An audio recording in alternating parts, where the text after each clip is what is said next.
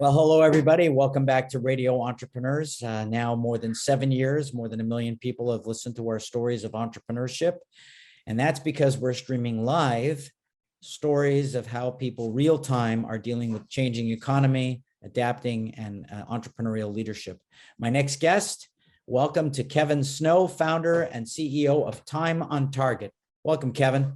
Good morning, Jeffrey. Thanks for having me. Oh, thank you.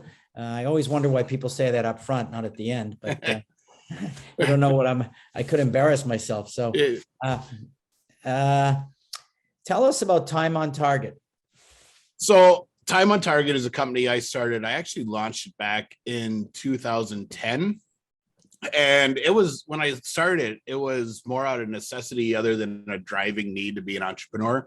I was working with one of the world's largest networking organization and helping run an area for them. And I was really good at launching chapters, big chapters that were successful. And other regions started hiring me to come in and train their teams. And I needed a company for them to pay. I couldn't just take the money myself. So I launched Time on Target and turned it into a training and speaking company where I basically went and spoke at different conferences, spoke at different businesses, did sales and networking training. It was really cool. I was having fun. And then I deployed. I went over to Iraq and was spent 9 months in Iraq and a little time in Afghanistan. And I came home and I was like, oh crap, I don't have any speaking gigs lined up. I don't even have any in my pipeline that I'm talking to. Shit, I'm now unemployed. What do I do? So I really had to decide if I was going to keep the speaking thing going and just rebuild it, or pivot, or God forbid, go back and work for a corporation.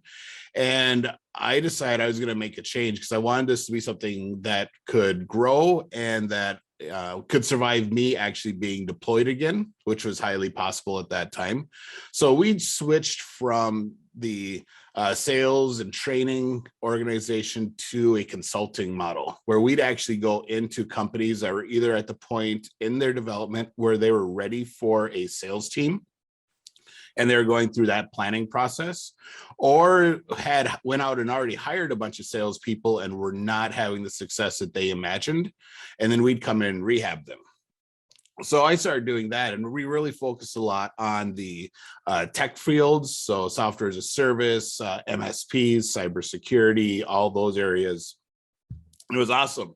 And I was having a lot of fun. It was awesome watching clients who were self-aware enough to know that they didn't know how to run a sales program, learning a ton of stuff about how they could do it effectively, and then launching the program and getting it off the ground and being successful with it.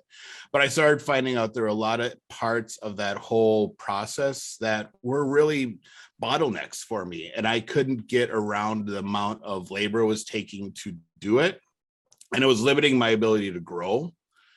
So we started really niching down for what we focused on.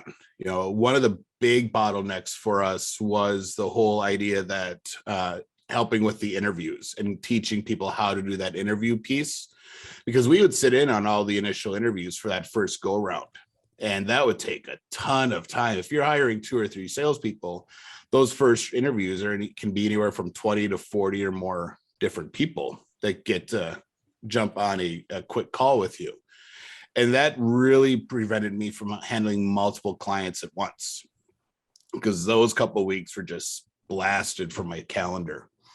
So we started narrowing down, and over time, we've gotten to where we're at now, where our real focus is working on the sales process, helping them document how they sell and how their clients actually make those purchasing decisions, so we can make sure they're in sync.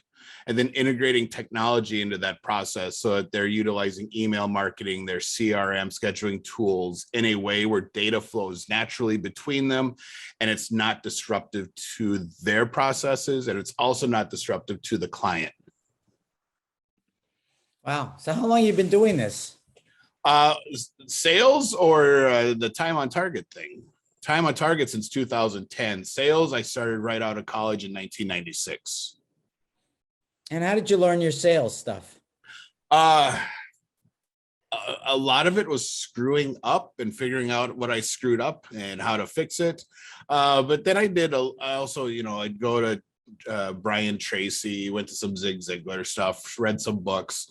And I really decided I didn't like the old style, the Zig Ziglar, Hoskins style sales, which is all the, Ben Franklin close and, takeaway and all those really horrible techniques. Cliche closes. Yeah, exactly. And when salespeople do it on me now, it's like, oh, you're doing this, and I'll call them out on it, and they'll just get completely flustered because they think people don't understand what they're doing. But I read a book called Solution Selling that I absolutely loved. Good book. I used to have it. I still have a copy and I look at it every once in a while, but I love the whole idea because it was all about figuring out what was wrong and then figuring out how to help them. And I wasn't using... It was more about listening. Yeah, exactly. It's you ask the right questions and you pay attention to what they say. And so I spent a lot of time figuring out, all right, so how do I have to ask questions? What do I actually need to know to put together the solution?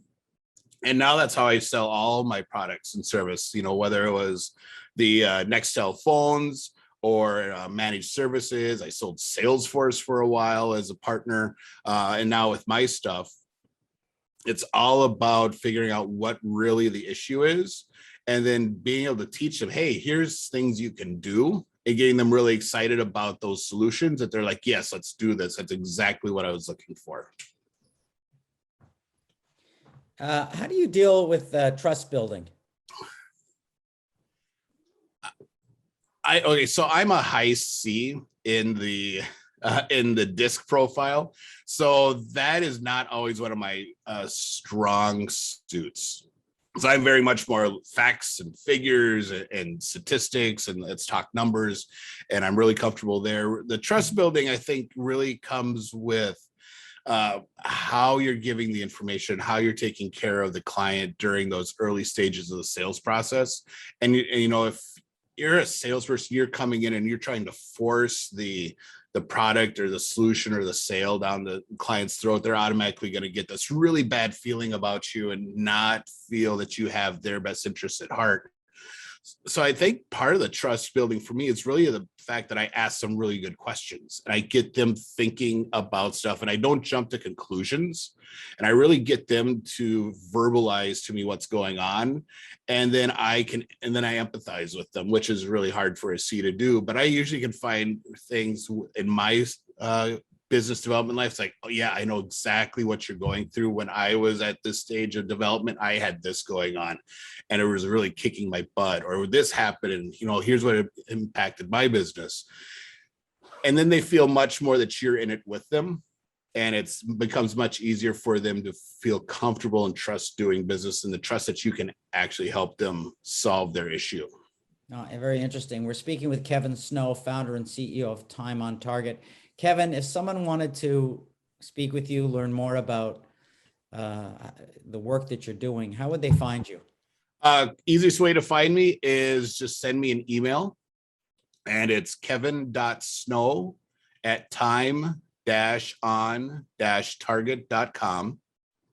And just mention in the subject, I heard you on Entrepreneurs in the Studio, and I would love to chat with them. Well, I want to thank you for being on the show today. Remind everybody again, Kevin Snow, founder, CEO, Time on Target. My name is Jeffrey Davis. I'm host of Radio Entrepreneurs. I'm also CEO, founder of Mage LLC, a management consulting firm. And Kevin, thanks a lot for being on the show today. And we're going to take a break. We'll be right back with more stories.